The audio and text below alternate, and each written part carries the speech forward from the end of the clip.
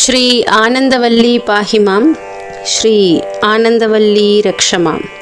ஸ்ரீ குருப்யோ நமஹ.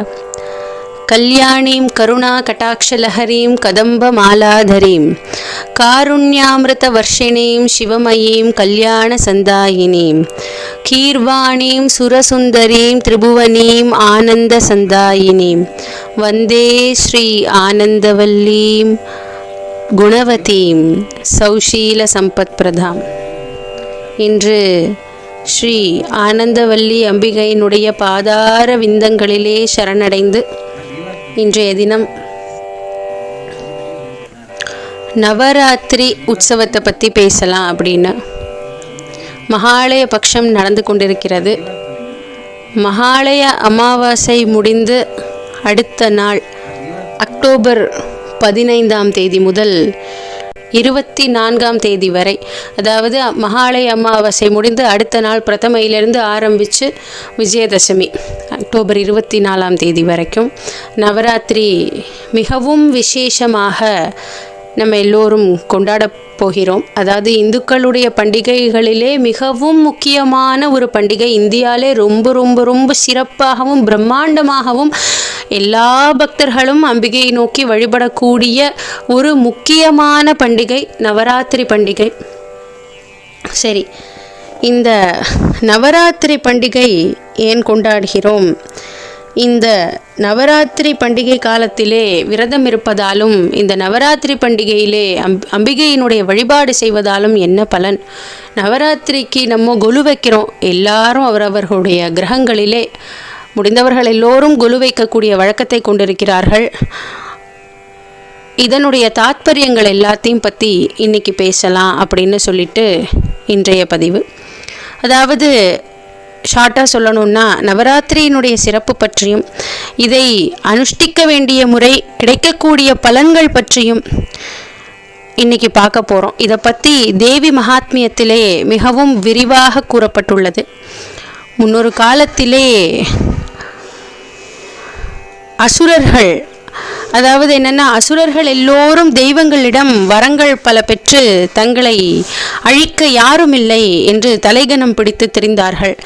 அதாவது சும்பன், நிசும்பன், மகிஷாசுரன், இப்படிப்பட்ட அசுரர்கள் எல்லோரும் தெய்வங்களிடம் வரங்கள் பல பெற்று தங்களை அழிக்க யாருமே இல்லை அப்படின்னு ரொம்ப தலைகணத்தோடு இருந்து கொண்டிருந்தார்கள். அவர்களுடைய ஆட்சி காலத்திலே மக்கள் மிகவும் அல்லலுற்றார்கள். தவசீலர்களாலே வேள்விகளை செய்ய முடியவில்லை. அனைவரும் இந்த இரு அசுரர்களையும் கண்டு அஞ்சி நடுங்கினார்கள். இனியும் இப்படியே போனால் மக்கள் தாங்க மாட்டார்கள் அப்படின்னு எண்ணிய தேவர்கள் மகாவிஷ்ணுவிடமும் சிவனிடமும் முறையிட்டார்கள். அவர்கள் பிரம்மனையும் சேர்த்து கொண்டு என்ன செய்வது அப்படின்னு ஆலோசித்தார்கள். ஆண்கள் யாராலையும் இந்த அசுரர்களை எல்லாம் வெல்ல முடியாது அப்படிங்கக்கூடியது வரம். அதனாலே தேவர்களும் மூவர்களும் சேர்ந்து அன்னை ஆதிபராசக்தியை நோக்கி பிரார்த்தித்தார்கள். மக்களுடைய துன்பம் கண்டு சகிக்க முடியாதவள் இல்லையா தேவி? அதனாலே மக்களுடைய இந்த துன்பத்தை கண்டு சகியாத அவளும் ரொம்ப அழகான ஒரு மங்கையினுடைய வடிவம் கொண்டு இந்த பூ உலகிற்கு வந்தாள். அவளுடைய அழகுக்கு நிகர் யாரும் இல்லை அப்படின்னு விளங்கினாள். பிரம்மா, விஷ்ணு, சிவன் என மூவரும் தங்களுடைய சக்திகள் எல்லாவற்றையும் ஒன்று திரட்டி அன்னைக்கு அளித்துவிட்டு சிலை போல இருந்தார்களாம். அதே மாதிரி இந்திரனும் திக்பாலகர்களும் தங்களுடைய ஆயுதங்கள் எல்லாத்தையும் அழித்துவிட்டு அப்படி சிலையாக நின்றார்களாம். அதாவது அப்படி அவர்கள் நின்றதாலே தான் அதை குறிக்கும் வகையிலே பொம்மை கொலு வைக்கக்கூடிய பழக்கம் வந்தது அப்படின்னும் ஒரு ஐதீகம் இருக்கு. அதே மாதிரி எல்லா உயிர்களுக்கும் காரணமாக இருப்பவள் எல்லா உயிர்களுக்குள்ளும் எல்லாமாகவும் இருப்பவள் அந்த ஆதி பராசக்தி தான் அப்படிங்கிறத நமக்கு விளக்கும் வகையாகவும் குலு அமைந்திருக்கிறது. அன்னை அந்த ஆயுதங்கள் எல்லாத்தையும் 10 கரங்களிலே தாங்கி போர்க்கோலம் பூண்டு சும்ப நிசும்பர்களையும் மகிஷாசுரனையும் அவர்களது படைத்தளபதிகளான மதுகைட்டவன் ரக்தபீஜர்களையும் அழித்து தர்மத்தை நிலைநாட்டினார். இது போன்ற எல்லா அசுரர்களையும் அழித்து அவள் தர்மத்தை காப்பாற்றினாள் அப்படிங்கக்கூடியது தான் இதனுடைய விசேஷம். அவள் வெற்றி பெற்ற அந்த தினமே விஜயதசமி அப்படின்னு சொல்லப்படுகிறது. விஜய அப்படின்னா வெற்றி. அந்த 10ஆம் நாளன்று அவளுடைய வெற்றி பெற்ற தினத்தை கொண்டாடும் விதமாக விஜயதசமி அப்படின்னு நம்ம கொண்டாடுறோம். 9 நாட்கள் போர் விடாமல் நடந்ததாம். அதனால தான் நவராத்திரியாக கொண்டாடுறோம். ஏன் ராத்திரி அப்படின்னு வருது? அதாவது 9 பகல்லையும் கொண்டாடலாமே அப்படின்னு ஒரு கேள்வி எழும் இல்லையா? அந்த நாட்களிலே போருக்குன்னு சில சட்டத்திட்டங்கள் இருந்தது. மாலை நேரம் அப்படிங்கிறது சூரிய அஸ்தமனம், அதற்கு பிறகு போர் புரிய மாட்டார்கள். படைகள் தங்கள் கூடாரங்களிலே ஓய்வெடுத்து கொள்ளும் நேரம் அது. அப்போது அன்னையினுடைய படைக்கு ஊக்கம் கொடுக்கவும் அவளை ரொம்ப மகிழ்ச்சிப்படுத்தவும் மறுநாளைய போரிலே உற்சாகமாக போரிடவும் அன்னையை வேண்டிக் கொண்டு அம்பிகை பிரார்த்தனை செய்து அவளை குறித்த ஆடல் பாடல் போன்ற கலை நிகழ்ச்சிகள் எல்லாம் நடைபெறுமா. இது 9 இரவுகளும் நடைபெற்றதாம். அதனாலதான் நம்ம நவராத்திரியாக கொண்டாடி அந்த சமயத்திலே நம்ம நிறைய கலை நிகழ்ச்சிகள்லாம் பண்ணி, நிறைய பாடல் போன்ற கலைகள் எல்லாம் பண்ணி நம்ம எல்லாரும் கொலு வச்சு நம்ம அதை ரொம்ப சிறப்பாக கொண்டாடுகிறோம். நெய்வேத்தியங்கள் எல்லாம் செஞ்சு வீட்டிற்கு சுமங்கலி பெண்கள் கன்னிகாஸ்திரிகளை எல்லாம் வர சொல்லி அவர்களுக்கெல்லாம் சௌபாகிய திரவியங்கள் எல்லாம் கொடுத்து அப்படி அம்பிகையை போற்றி வணங்குகிறோம். சரி, நவராத்திரியிலே எப்படி அலங்காரம் எல்லாம் பண்ணலாம்? நவராத்திரி நாட்களிலே அம்பிகையை வெவ்வேறு வடிவங்களிலே மக்கள் அலங்கரித்து வழிபடுவார்கள். அம்பிகையை முதல் 3 நாட்கள் துர்க்கையாகவும், அடுத்த 3 நாட்கள் லக்ஷ்மியின் அம்சமாகவும், கடைசி 3 நாட்கள் சரஸ்வதியாகவும் முப்பெரும் சக்தியராக வழிபடுவதுதான் இதனுடைய ஒரு முக்கியமான ஒரு விசேஷம். நவராத்திரியினுடைய முதல் நாள் தேவியான மகேஸ்வரி பாலா மதுகைடபர் அழிவுக்கு காரணமான தேவி. 2ஆம் நாள் வழிபடப்படும் குமாரியாக போற்றப்படுகிறாள். அவளே ராஜராஜேஸ்வரியாகவும் ஆராதிக்கப்படுகிறாள். 3வது நாளுக்கு உரியவராகி கல்யாணி என்று அழைக்கப்படுகிறாள். 4ஆம் நாளிலே அருள்பவள் மகாலட்சுமி. இவள் ரோஹிணி அப்படின்னு அழைக்கப்படுகிறாள். 5ஆம் நாள் வைஷ்ணவியாகவும் மோகினியாகவும் அலங்கரிப்பார்கள். 6வது நாளுக்குரிய தேவி வடிவம் இந்திராணி. அன்று சர்ப்பராஜ ஆசனத்திலே தேவி அமர்ந்திருக்கும் கோலத்திலே பூஜை செய்வது வழக்கம். 7வது நாள் தேவி மகா சரஸ்வதி சுமங்கலி அப்படின்னு அழைக்கப்படுபவள். 8வது நாள் தேவியானவள் நரசிம்மி வடிவத்திலே சினம் தணிந்த கோலம். அன்று அன்னை அன்பே உருவாக அருள் பாலிக்கிறாள். 9ஆம் நாள் அம்பிகை சாமுண்டி மாதா அங்குஷம் தரித்த லலிதா பரமேஸ்வரியாக அன்னையை வழிபடுவது வழக்கம். 10ஆம் நாள் அசுரர்களை எல்லாம் அழித்து அம்பிகை பெற்ற வெற்றியை குறிக்கும் விஜயதசமி. அன்று அன்னை வெற்றி திருமகளாக அலங்கரிக்கப்பட்டு ஆராதிக்கப்படுகிறாள். இந்த வடிவங்களிலே தேவியை தரிசித்து வழிபடுவதாலே நவநிதிகளும் பெற்று நீடூழி வாழ்வார்கள் அப்படிங்கக்கூடியது ஐதீகம். ஒரு ஆண்டுக்கு 2 முறை நவராத்திரி கொண்டாட வேண்டும் அப்படின்னு இருந்தது முன்னாடி. அதாவது மொத்தம் 4 நவராத்திரிகள் ரொம்ப விசேஷம். சித்திரை மாதம் வரக்கூடியது சைத்திர நவராத்திரி அப்படின்னு சொல்லுவார்கள், ராம நவராத்திரி அப்படின்னு சொல்லுவார்கள், அதை வசந்த நவராத்திரி அப்படின்னு சொல்லுவார்கள். அதுக்கப்புறம் ஆஷாட மாதம் வரக்கூடிய நவராத்திரி, அது ஆஷாட நவராத்திரி, குப்த நவராத்திரி அப்படின்னு சொல்லுவார்கள்.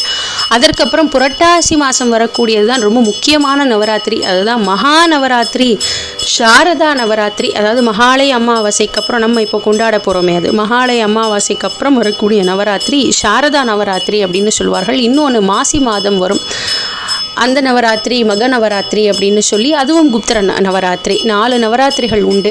இதிலே முற்காலங்களிலே 2 நவராத்திரிகள் நிறைய மக்கள் கொண்டாடி கொண்டிருந்தார்கள். அதாவது வசந்த நவராத்திரியும் சாரதா நவராத்திரியும். காலப்போக்கில் வசந்த நவராத்திரி கொண்டாடுறதும் ரொம்ப குறைஞ்சிடுத்து.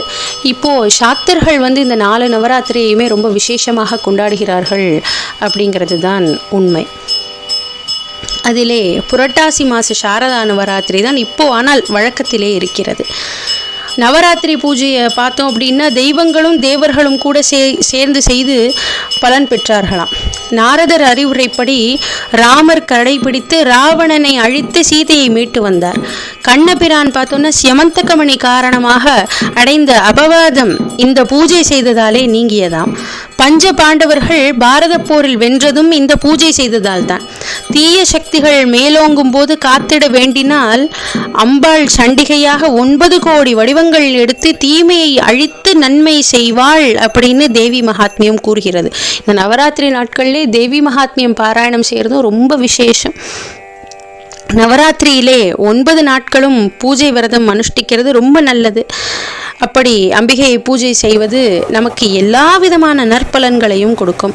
விஜயதசமி தினத்திலே அம்பிகை அசுரர்கள் எல்லாரையும் அழித்து வெற்றி வாகை சூடினாள். ஆணவம் சக்தியாலும், வறுமை செல்வத்தினாலும், அறியாமை ஞானத்தினாலும் வெற்றி கொள்ளப்பட்ட தினம். அப்படிங்கிறதுனால தான் வீரம் செல்வம் கல்விக்கு உரிய தேவியரான துர்கை, லக்ஷ்மி, சரஸ்வதி அப்படின்னு முப்பெரும் தேவியருக்கும் உரியதாக இதை மிகவும் சிறப்பாக கொண்டாடுகின்றார்கள். அதே மாதிரி விஜயதசமி அன்னைக்கு புதிதாக தொடங்கக்கூடிய எல்லா காரியங்களும் எளிதாக வசமாகும் அப்படிங்கிறது ஐதீகம். அதனால தான் விஜயதசமி அன்னைக்கு நம்ம எல்லோரும் வித்யாரம்பம் செய்கிறோம். அதே மாதிரி ஆண்டுக்கு 2 முறை நவராத்திரி கொண்டாட வேண்டும் அப்படின்னும் தேவி புராணம் கூறுகிறது. இப்போ வழக்கத்தில் இல்லை, நம்ம சாரதா நவராத்திரி தான் கொண்டாடுறோம் அப்படின்னாலும் அது என்ன அறிவியல் ரீதியாக அது என்ன அப்படின்னு கேட்டால், சித்திரையிலே வரக்கூடிய அந்த வசந்த நவராத்திரி ஒன்று, புரட்டாசியில் வரக்கூடிய சாரதா நவராத்திரி, இது ரெண்டையும் கண்டிப்பாக கொண்டாடணும் அப்படின்னு இருக்கு. ஏன்னா இவ்விரு காலங்களும் கால தேவதையினுடைய கோரை பற்களுக்கு சமமா அப்படின்னு சொல்லுறது.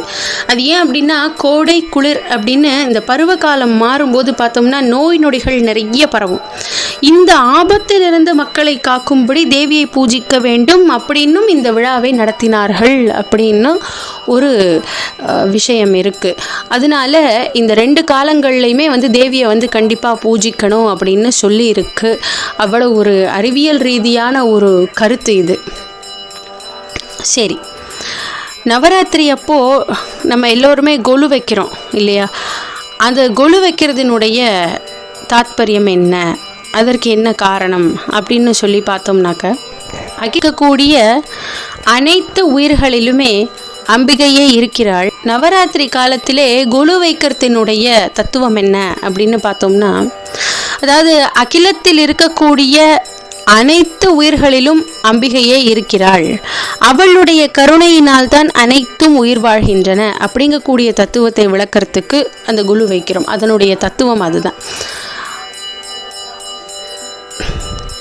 பொம்மைகள் எல்லாத்தையும் கண்ட இடத்துல வைக்காம அதுலேயும் ஒரு ஐதீகத்தை வைத்தார்கள் நம்மளுடைய முன்னோர்கள். கொலுப்படிகள் 9, 7, 5 அப்படின்னு ஒற்றைப்படையிலே அமைய வேண்டும் என்று வைத்தார்கள். எந்தெந்த படியிலே என்னென்ன பொம்மைகளை வைக்க வேண்டும் அப்படின்னு ஒரு முறை வைத்தார்கள். கீழிருந்து முதல் படியிலே ஓரறிவு உள்ள உயிரினங்களின் பொம்மைகளை வைக்க வேண்டும். அதாவது செடி, கொடி, மரங்கள், பூங்கா, சிறிய அளவிலான தோட்டம், இதெல்லாம். 2வது படியிலே 2 அறிவு உள்ள உயிரினங்களின் வடிவங்களை வைக்க வேண்டும். அட்டை, நத்தை, சங்கு, இது போன்ற ஊர்ந்து போகும் உயிரினங்களுடைய இந்த ரகம். 3வது படியிலே 3 அறிவு உயிரினங்கள், கரையான், எறும்பு முதலான உருவங்களை வைக்க வேண்டும். 4வது படியிலே 4 அறிவு உள்ள உயிரினங்களான வண்டு, பறவை முதலான வடிவங்களை வைக்க வேண்டும்.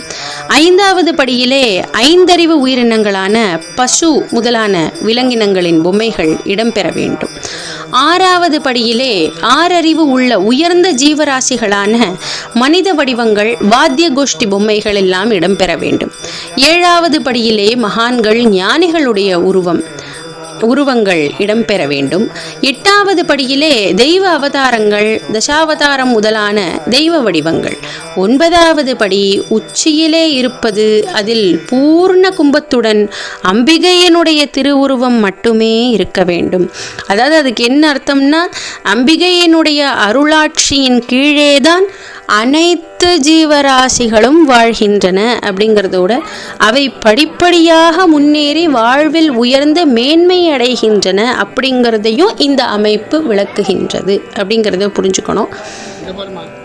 இன்னொரு ஒரு வியாக்கியானம் சொன்னால், அது மாதிரி தேவர்கள் பிரம்மா, விஷ்ணு, சிவன் எல்லோரும் அவர்களுடைய சக்திகளையும் அவர்களுடைய ஆயுதங்களையும் அம்பிகை போர் புரியறதுக்கு முன்னாடி கொடுத்துட்டு, அந்த போர் நடக்கும்போது அப்படி சிலை போல பொம்மை போல நின்றிருந்தார்கள். அப்படிங்கிறதுனால பொம்மை கொலுங்கிற வழக்கம் வருது அப்படிங்கிறதையும் நம்ம முன்னமே சொன்னோம்.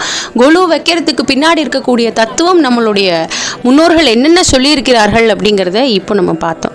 சரி, அது மாதிரி நவராத்திரி காலங்களில் 9 நாட்களும் நம்ம கொலுவெல்லாம் வச்சு அம்பாளுக்கு நிவேதனங்கள் பண்ணி, ஸ்தோத்திரங்கள் எல்லாம் பாராயணம் பண்ணி, ஜபதபங்கள் எல்லாம் பண்ணி விரதம் அனுஷ்டித்து அதே போல் அதில் இன்னொரு விசேஷமான ஒரு விஷயம் என்னென்னா, இந்த விரதங்கள் அனுஷ்டிப்பதோட கன்னியா பூஜை பண்ணுறது, சுமங்கலி பூஜை பண்ணுறது, இதெல்லாம் வந்து ரொம்ப விசேஷம். அப்படி நவராத்திரி காலங்களில் 9 நாட்களுமே விதிப்படி கன்னிகைகளை பூஜை செய்ய வேண்டும். அதற்கான முறைகளையும் அதன் பலன்களையும் கூட வியாசர் விரிவாக எழுதி வைத்திருக்கிறாராம். அப்படி நவராத்திரியின் முதல் நாளன்று 2 வயதுள்ள ஒரு பெண்ணை குமாரிங்கிற பெயரால் பூஜை செய்யணும். அது மாதிரி 3 வயதுள்ள பெண்ணை திரிமூர்த்தி அப்படிங்கிற பெயரால் பூஜை செய்யணும். இதை பண்ணோன்னா அறம்பொருள் இன்பம் நீண்ட ஆயுள் உண்டாகும். அடுத்தது 4 வயது பெண் கல்யாணிங்க கூடிய பெயராலே அடுத்த நாள் பூஜை செய்யணும். இதை செய்யறதுனால கல்வி ஞானம் பெருகும். 4வது நாள் அன்னைக்கு 5 வயது பெண்ணை ரோஹிணி அப்படிங்கக்கூடிய பெயராலே பூஜை செய்யணும். அப்படி ரோஹிணி பூஜை வந்து நோய்களை எல்லாம் போக்கி ஆரோக்கிய வாழ்வு தரும். 5வது நாளன்று 6 வயதுள்ள பெண்ணை காளிகாங்கிற பெயராலே பூஜை செய்தால் பகைவர்கள் எல்லோரையும் வெல்லலாம்.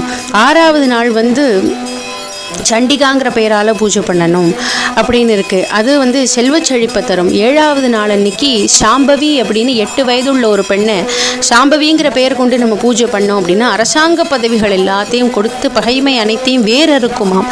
8வது நாள் அன்னைக்கு 9வது வயது உள்ள, அதாவது 9 வயது உள்ள பெண்ணை துர்கை அப்படிங்கக்கூடிய பெயராலே பூஜை செய்ய வேண்டும். இது கஷ்டமான காரியங்களையும் சிரமமில்லாமல் செய்யக்கூடிய சித்தியை கொடுக்கும்.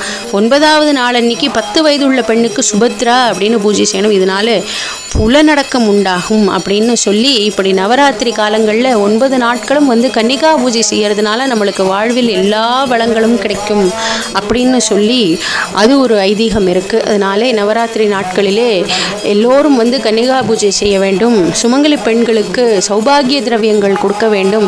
அப்படி கொடுக்கறதுனால நம்மளுடைய வாழ்வு மேம்படும், கல்வி சிறக்கும், நம்மளுக்கு செல்வ செழிப்பு உண்டாகும், நோய்கள் எல்லாம் விலகும், பகைவர்கள் எல்லோரும் அழிவார்கள் அப்படின்னு சொல்லப்பட்டிருக்கு. இப்படி அம்பிகை இந்த 9 நாட்கள் அசுரர்களோடும் தீய சக்திகளோடும் போர் புரிந்து வெற்றி பெற்று விஜயதசமி கொண்டாடுகிறாள். அப்படிங்கிறதுக்கு பின்னாடி இன்னொரு தாத்பரியமும் இருக்குது. அதாவது முதல் 3 நாட்கள் நம்ம துர்கையை வழிபடுறோம். என்ன அப்படின்னா, நம்மளுடைய மனசிலே இருக்கக்கூடிய தீய எண்ணங்கள் இது எல்லாத்தையும் அழிக்கிறதுக்கு துர்காதேவியை வழிபடுறோம். அதற்கப்புறம் தீய எண்ணங்கள் அழிஞ்சதுக்கப்புறம் நமக்கு நல்ல சம்பத்து உண்டாகிறதுக்கு அடுத்த 3 நாட்கள் லக்ஷ்மி தேவியை வந்து நம்ம வழிபாடு செய்கிறோம். நல்ல சம்பத்து எல்லா வளங்களும் கிடைக்கிறதுக்கு அடுத்த 3 நாட்கள் நல்ல சம்பத்து எல்லாம் கிடைச்சதுன்னா, நல்ல குணங்கள் எல்லாம், நல்ல குணமும் சம்பத்து தான், நல்ல குணங்கள் எல்லாம் கிடைச்சது அப்படின்னா அதுக்கப்புறம் நம்ம அறிவை தேடி போவோம். அறியாமை அழிஞ்சு அறிவை தேடி போவோம் இல்லையா? அந்த அறிவை தேடி போகும்பொழுது ஞானத்திற்கு காரணியாக விளங்கக்கூடிய அந்த சரஸ்வதி தேவியை அடுத்த 3 நாட்கள் பூஜிக்கிறோம் அப்படின்னு சொல்லிட்டோம். இதற்கு ஒரு தத்துவ விளக்கம் இருக்கின்றது.